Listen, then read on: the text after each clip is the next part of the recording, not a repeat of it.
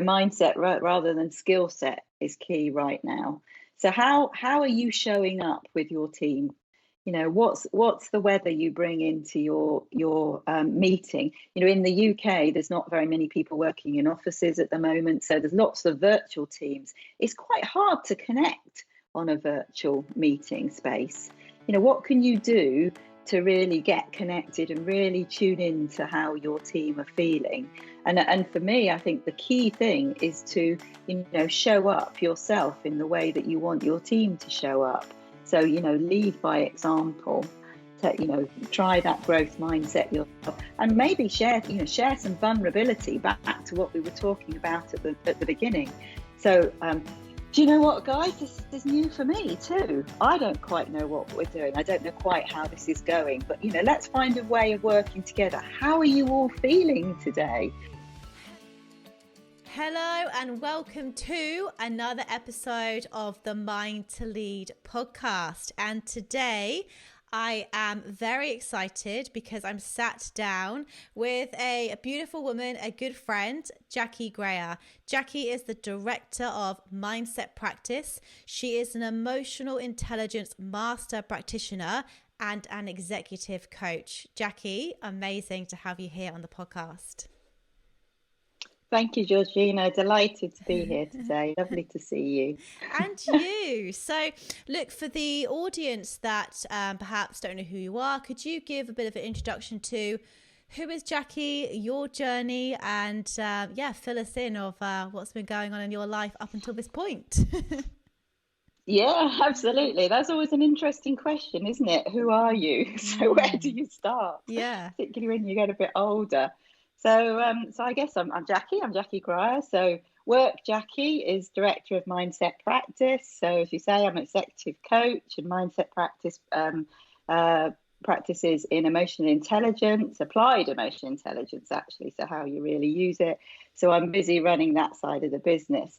My career's not always been in that field. So I started my career a long time ago as a nurse and a health visitor. But I think there's always been a bit of a thread gone through my work, which is enabling people and supporting people, whether that was physically initially as a nurse and now emotionally and psychologically and physically, because holistic, as you know, is, the approach to go with well-being. So very much that's my background and the journey I've had. Jackie, personally, I'm a mum, I'm a partner, I've got 2 grown-up girls. So I have lots of time for me now, and I'm very keen on fitness. I'm an ex-ninja warrior. We'll talk about that, I think, in a little while. And I'm just passionate about people, I think, and life, actually. So, yeah. Absolutely beautiful. And yeah, I can absolutely second that. I think, that, your story will ring true to a lot of people. So yeah, look, obviously you're in the people business. You love people. I think you love drawing the best out of people, but you also know the importance of self-care as well, which I think you and I have talked about in depth before, and that whole important piece of how you can't look after others unless you look after yourself first. So let's take it back a step, because I think that the Ninja Warrior story is so, I remember you telling it to me and just going, wow, that's such an incredible story, and leads in beautifully to the whole emotional intelligence piece that I want to go on and pick your brains on. So give us an overview. What made you want to start that journey and go on the Ninja Warrior? Oh, well, interesting. I was reflecting on this yesterday, actually, when we were doing some recordings for some work around well-being and self-care and resilience, things like that.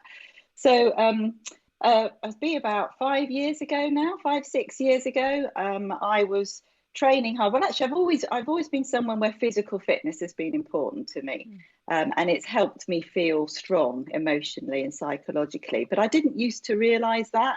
I thought it was a way of keeping fit rather than keeping, mentally fit as well. I was training hard. I was working with a guy who does a lot of functional training and does Ninja Warrior competitions himself. And I was 53, I think, at the time. And he suggested that I went on the program, and I sort of looked at him and went, why? How?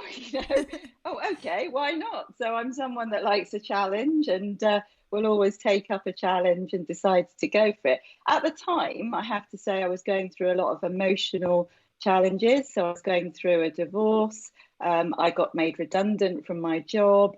And I was feeling at a pretty low ebb. So if I'm really honest, I threw myself into my fitness as a way of being strong, and holding it all together. And Ninja Warrior was part of that. But I went for the auditions. I got through. I got taken on to the first show in the UK, went along to the live shows. We waited all day to go on. You don't get to try the course before you go on it. You literally just go on it at your time. Ended up going on about 11 o'clock at night. They built me up at the beginning. Great, Jackie, we've seen you on Instagram. Look at those muscles. You're going to do amazing. And I got up on the stage and I jumped onto the first step and splash, I hit the water and I was out. And I was gutted. You can still find it on YouTube if you look very carefully. But what that did was that water literally hit me in the face. It was like a wake-up call. And I realised that actually, I had thrown all my effort and all my energy into this be strong. And I fell apart. And for a good while after that, it took me time to get myself back together and to get my confidence back, to get my self-belief back, because all my self-belief had been wrapped around my performance and my physicality instead of myself. And that's, I think, my learning. Yeah, wow. And what a way to come to that realization. It was a bit cold. Yeah, wow. So I'm just visualizing it now. So, you're in the water, they've built you up, you've trained hard for this event, and then you just literally just take that one leap and you're straight, you're out of the competition. Like when you were lying there, I bet did time almost slow down? Were you just like, what was sort of going on for your mind at that point? I think, if I think about it, I think in my mind, the moment when I fell off the step, because I fell back off the step into the water, I can repeat in slow motion in my mind that, and then hitting the water and the coldness and the shock. And it was literally like a slap in the face. Wake up, this is not the way to carry on. And then afterwards, feelings of shame, of, letting people down, of, not fulfilling what I'd wanted to do, disappointment, all those things came to a fore before I was able to process it, really, I think. Of course. And they're the emotions that people really struggle with. So I just like, it's such an inspiring story, and I'd love now to sort of talk about that piece. So when you realized that your whole self-worth was tied up in this competition, and you'd thrown yourself into your fitness to get through a period of your life that was really challenging, how did you deal with those lower emotions, that shame, that disappointment? Like, what was that process like? Because I speak about this now because I think there's a lot of people right now who have lost their businesses, who have lost their job, and and a lot of their self-belief is tied up in their business and in their job, and it becomes their identity. So what process did you go through to come out the other end and now go and be the person you are today and teach emotional intelligence? It's incredible. Yeah, it's not an easy process. I think you have to unpick bit by bit, really. First, I think the word that comes to my head, Georgina, really is acceptance. So acceptance of where you are and how you're feeling, and what's happening to you, and that you're still okay, and that you don't have to do it alone. So I think they would be the three biggest learnings that I've, from that experience, and what's enabled me to go forward now. And I try to take those aspects even now, in everyday life when I have a difficult day. My habit in those days was to do it all myself, to hold it all together, to not ask for help. I'm fine. I'm not anxious. I'm standing up on a stage talking in front of people, but I'm absolutely fine. Whereas inside, I'm being torn apart. So actually, I've learned now, before I go into a presentation, if I say, I'm really pretty nervous. I was a bit nervous this morning, I have to admit, before coming on your podcast, it actually calms my brain and my voice and my mind, and I'm able to do more. So acceptance of where you are and what you're feeling, seeking support when you need it, and and really using those emotions in a much more positive way. I think I've answered your question. I'm not sure if I have, but that's what I would take from it. So. Yeah, no, you absolutely have, and I do preach the same thing, because acceptance isn't an easy thing to do, and a lot of people think it's a sign of almost weakness. I don't want to accept where I am, and then they throw themselves into something else, and so it's such a fascinating one. So what was that process like? So let's just say you've accepted it, and so people have done that. Okay, I'm accepting that I've lost my job. I'm accepting that I don't know when this pandemic's going away. I'm accepting that my business isn't growing or it's declining. What then do you do? Because no one wants to feel, in those lower emotions for long. So is there any like daily practices or daily things that helped you then, once accepting something, then sort of get back up and just keep on going? Like, what was that next process? What was that next step almost for you? Well, I think the biggest thing I've learned over the years is that you always have a choice. So you always have a choice how you react to something. It's not always easy. Sometimes it feels very, very difficult, and those choices can be really hard. And sometimes you can choose to do nothing because you haven't got the energy, or you're just too, low that day to actually take any action. But if you're doing that with awareness, then that's okay. So, thinking that, I have some sort of option right now, of what I can do. I'm not someone that gives up. So actually, when I hit rock bottom, for me, it's like, I know you love Brené Brown. I do too. She talks about, being face down on that arena floor. Well, I was face down in the water. Yeah. And that's where we learn, because when we hit rock bottom, if we choose to, is when we learn, or when we draw on the resources that we have within us, which we all have, if we allow ourselves to see them. So that's what I try to do. I try to think about, what are my choices each day? What could I do differently? And I obviously, you talked about self-care. Great believer in self-care to help you have that balance and to help you have that stability to make those choices. So spending more time on myself. I was doing some recording yesterday for the NHS, and we were looking at the fact that, a lot of NHS workers, and I'm an ex-nurse, because we're so conscientious, we give so much to others. But if you don't give to yourself, you can't give to others. You're empty, and it's not selfish. My mind used to tell me it was selfish to look after myself. Absolutely, it's not, because then I can give even more to the world and to people. So. Absolutely. Yeah. You touched on something earlier that I just want to draw back to as well. I think that's a really important piece of the whole emotional intelligence piece actually as well, and the whole mindset as well. You said awareness. So let's talk about that whole self-awareness piece, because I think that self-awareness is the key to self-mastery. I think when you are aware of your emotions, good or bad, you really can then move forward in life. But how important is it to become self-aware, and is there any advice that you give to people to improve their self-awareness? The biggest piece of advice I give to people is slow down. The only way that you will pick up on your emotional state is by slowing down. We're taught, or we get used to delivering at pace in the modern world. And I think one of the things that, the last few months has taught me, my life before COVID was dashing around the country, delivering workshops, packing cases, going from one thing to the next. I've now spent 6 months at home. I love it. I have my most beautiful office. I have the space around me. I can slow down and I can take my time to do things. Now, obviously, we don't always have those choices, but we have choices each day to take pause points and to slow down. And if we do that, and if we really become present with what our emotions are and what our body's telling us, our body gives us so many signals, even just, tapping our fingers on the desk is telling us that something's going on for us. So what's going on for me? How can I slow down? So slow down would be my biggest tip, because we just all get so fast. I completely agree. And I will put my hand up and say I am sometimes 90 miles an hour.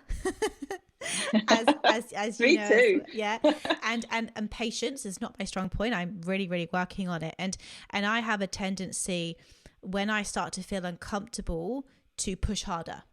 And I have done that in the past to the point that it has then caused me anxiety and tight chestedness and all of these there's just this tightness in my body. So, this is the thing. I think that what I realized, and I'd love your thoughts on this as well, is that when I began to slow down, because what I used to do with my anxiety is I'd go, oh no, not this again. Oh, not this feeling again. And I'd busy myself with work and I'd throw myself into another project.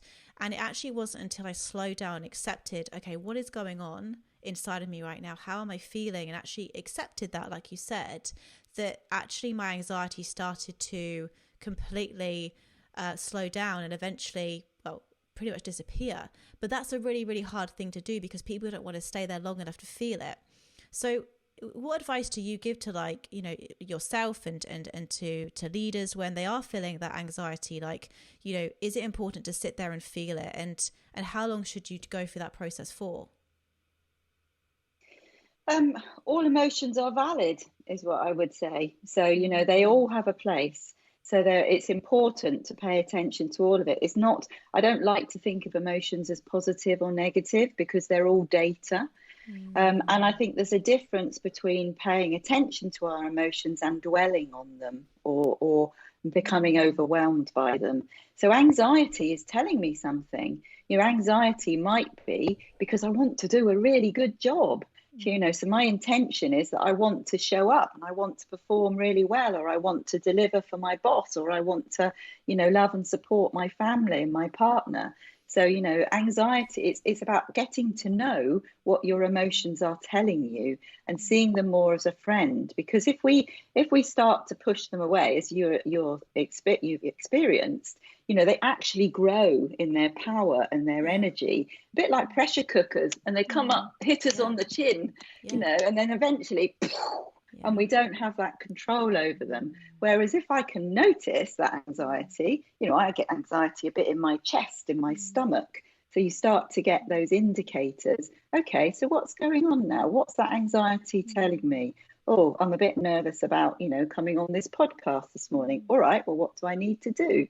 So, getting friendly, I think, with our emotions and using them as an ally rather than as something that we've often learned to push away. That's culture often. Yeah. So I completely agree. And I love what you just said then about emotions being data, and you can use them to, like you say, to understand yourself better, or that they're not bad. There's no such thing as good and bad. And I love your formula because you talk about we're either in growth or we're in survival. Could you explain that whole that whole breakdown of, how can people identify when they're in the growth emotions and what they typically look like, and when they're in those survival emotions and what they sort of look like?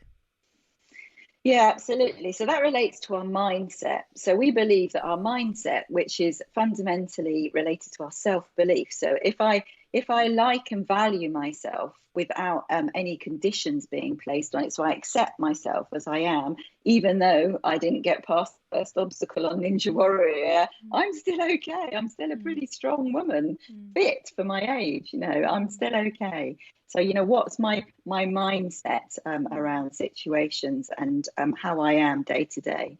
So if I'm in a survival mindset around that situation, I'd have probably beaten myself up for months, been very judgmental of myself, given myself a hard time.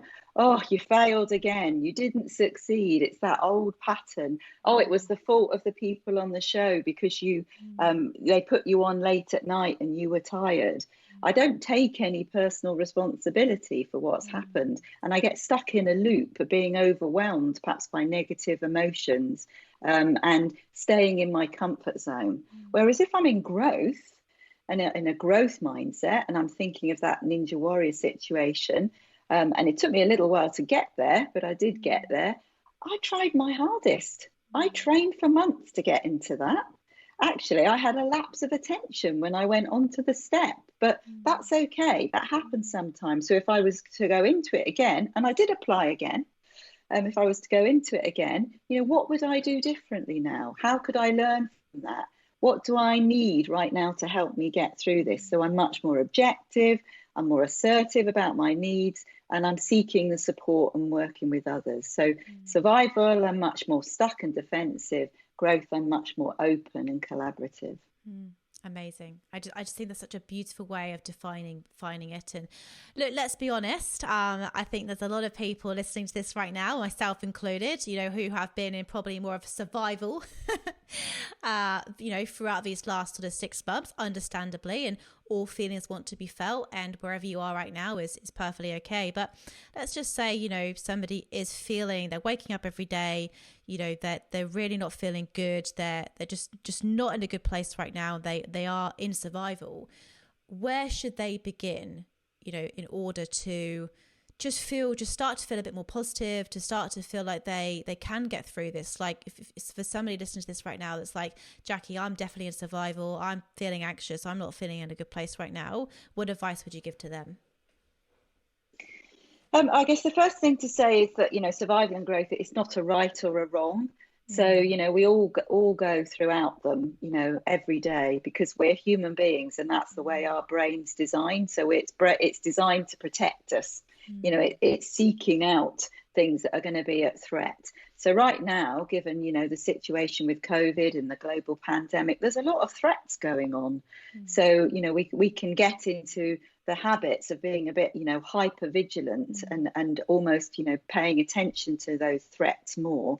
So our first thing I would say is, going back to what I was saying earlier, so acceptance that actually I am in survival, because there is a lot going on that I can't control. I feel unsafe, I'm anxious, perhaps about my income, about health, can't see family, all those things. They're very valid reasons to be in survival.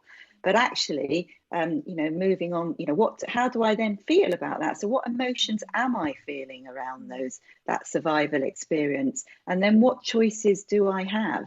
So what could I do each day to help me through this situation? So you and Kyle are doing amazing stuff with supporting people with exercise and, helping their well-being going through. Could I do 10 minutes exercise for myself a day? Could I take the short walk around the block each day if I'm allowed to do it? Could I make sure that I have a drink of my favorite drink each day? Could I do something to nurture and look after myself? Read a book, phone up a friend I haven't spoken to for a while. What's the one thing that I could do that could help me right now? And often the smallest thing will make the biggest difference. I completely agree. And I do think that you spoke about exercise in the start as well. Exercise has always been a very, very big thing for me, and definitely been a form of meditation, I would say, over the years, in a way. So I go and release. So I think exercise is definitely a big thing there. And yeah, it's just, look, it's a very, very interesting time that we're living through right now. And I obviously work with a lot of leaders, a lot of hiring managers, a lot of people who are looking after teams. And look, let's get into that, because you do also a lot of executive coaching. You go in, you do lots of training for companies. And, goodness, this is, wow, if anybody now needs what you do, it's now. So, let's just say that, you were in a room with loads of executives and leaders, and, they were really struggling, to really, I guess, look after their teams.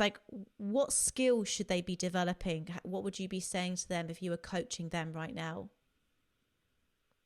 Well, I would say there are lots of skills they could be developing, but actually I think their mindset's even more important.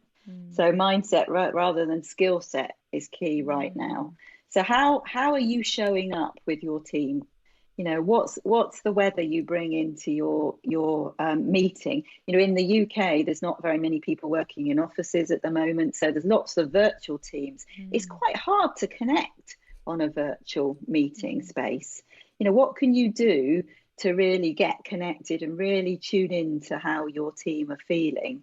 And for me, I think the key thing is to, show up yourself in the way that you want your team to show up. So, lead by example, try that growth mindset and maybe share some vulnerability, back to what we were talking about at the beginning.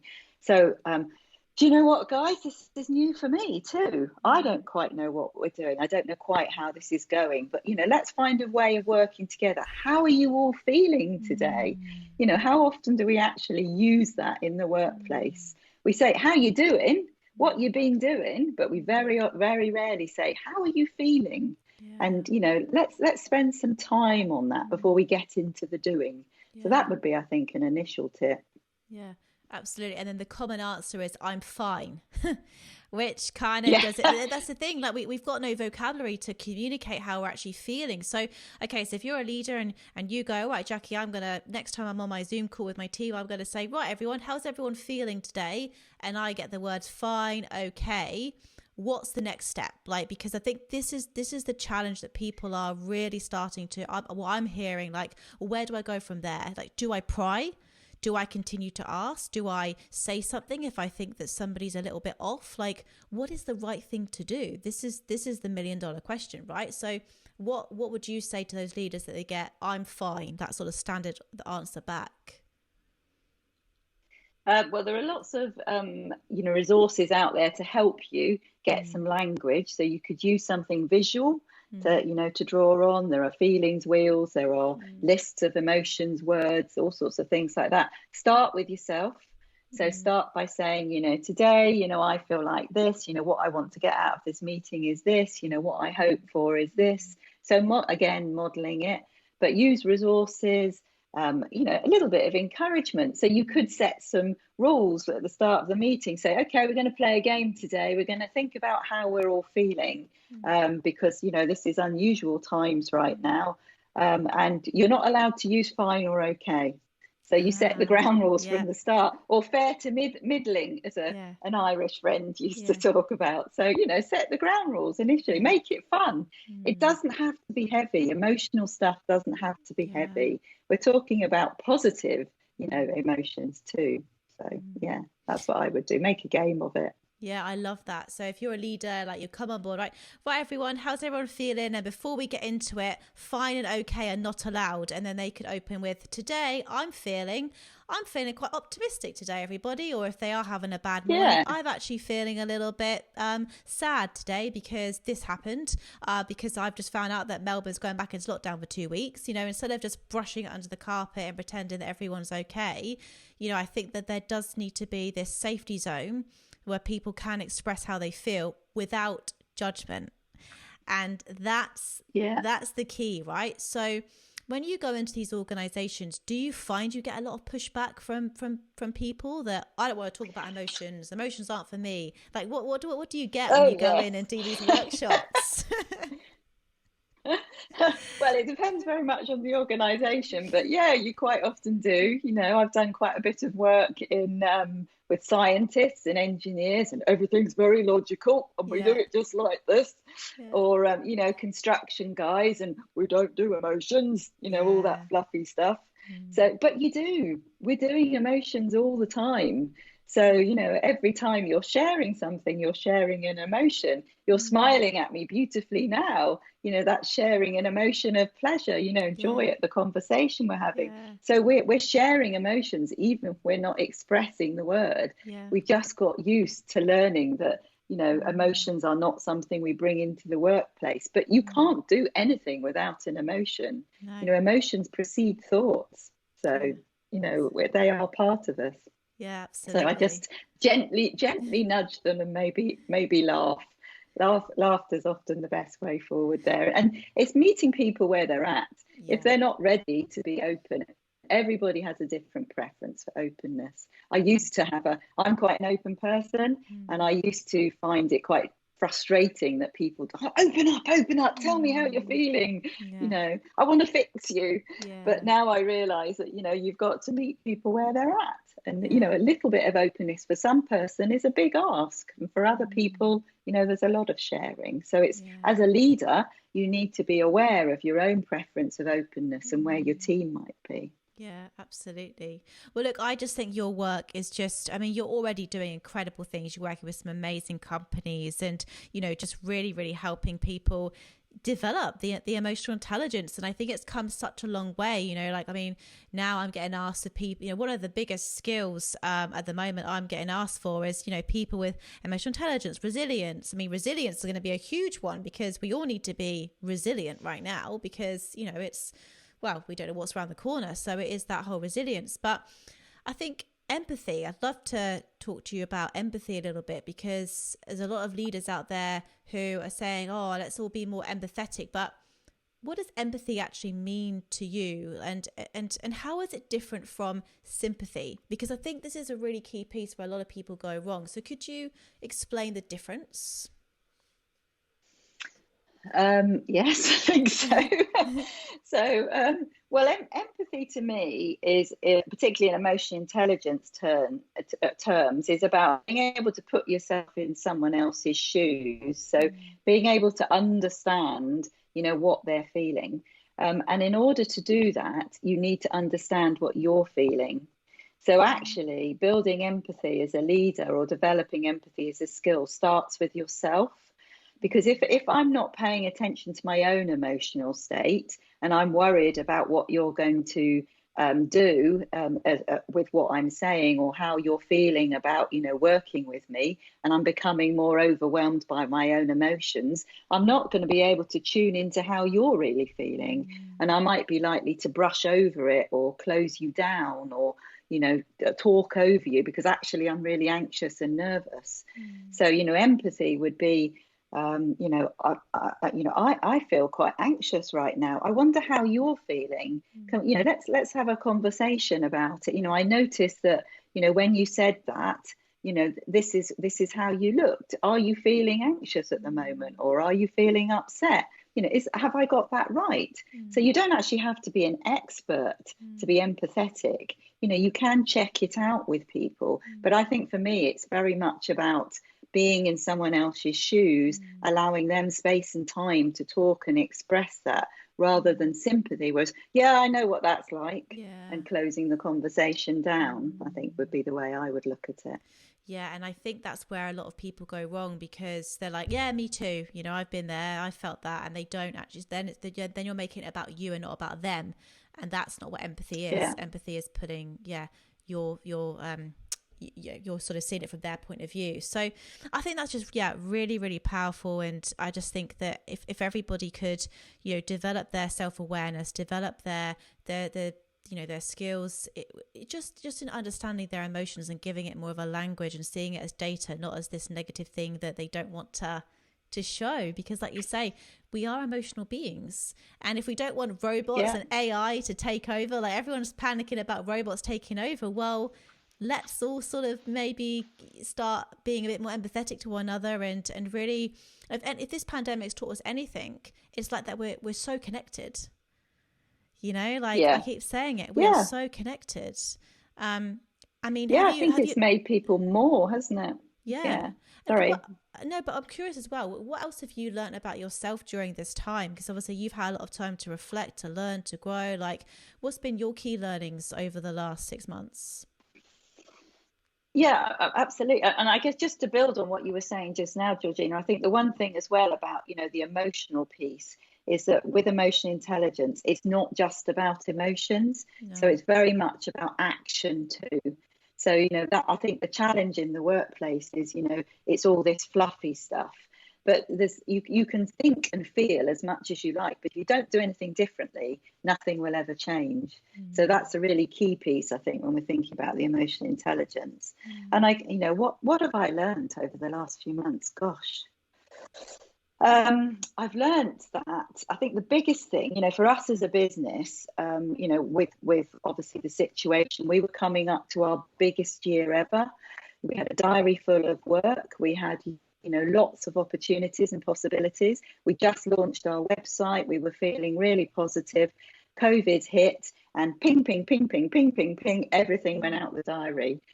It wasn't postponed, it was delayed, but we couldn't do face-to-face work like so many of us. And the biggest thing, I think, was that when we were able to pause and stop, it created this massive space for creativity.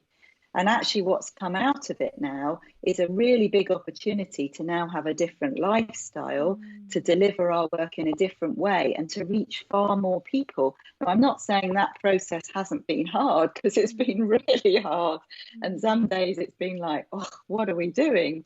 But we've now got to a place where actually we think we can do more work at a bigger scale and reach more people through the situation that's now occurred with virtual solutions that we now have, which we would never ever have looked at because we were too much in the busyness and too much in the doing. So the slowing down has allowed us to take a different route. So that's my biggest learning. When you get a break, even if it's hitting a brick wall, even if it's hitting the water, stop, pause. What actually could you take out of that situation? And actually, there's a pattern there, isn't there? Even going back to Ninja Warrior. So, absolutely. I keep saying it. I just keep this has been a giant pause for everybody. And there's been some people who have absolutely loved it. There's some people that have found this time very, very challenging. And, everyone's going through different things, and that's perfectly okay. So, but I think, wow, what a beautiful way to round it all up. I just think, pause, accept, listen, build that awareness, and just such powerful messages and takeaways. So Jackie, if people want to reach out to you and find out more about, the mindset practice and the work that you're doing, where can they go? Where can they find you? You can find me on LinkedIn. So Jackie Grier, Grier on LinkedIn. Mindsetpractice.com is our website. I'm also on Twitter, although I don't do a lot of Twitter. So mainly LinkedIn and our website. So you'll find me on there. So I'd be delighted to answer any questions. Reach out to me. Happy to help anybody if they need any support or information. So, amazing. Great. Jackie, thank you, Georgina. It's been an absolute pleasure. Thank you so much. And for all of my listeners out there, I hope that you enjoyed this episode. It's such an important topic right now. So stay strong. We're all in this together, and have a beautiful day. Jackie, thank you so much. Thank you so much for listening to the Mind to Lead podcast. I really hope you got some great takeaways and key learnings from this episode. To help us spread the message, please give us a rating and leave us a review. We love reading your thoughts and your insights and your learnings. And look, reach out to me. Reach out to me on LinkedIn. I'm Georgie Hubbard. Reach out to me on Instagram. I'm Georgie L. Hubbard. Let's connect. I hope you have an incredible day, and I look forward to speaking to you all again soon.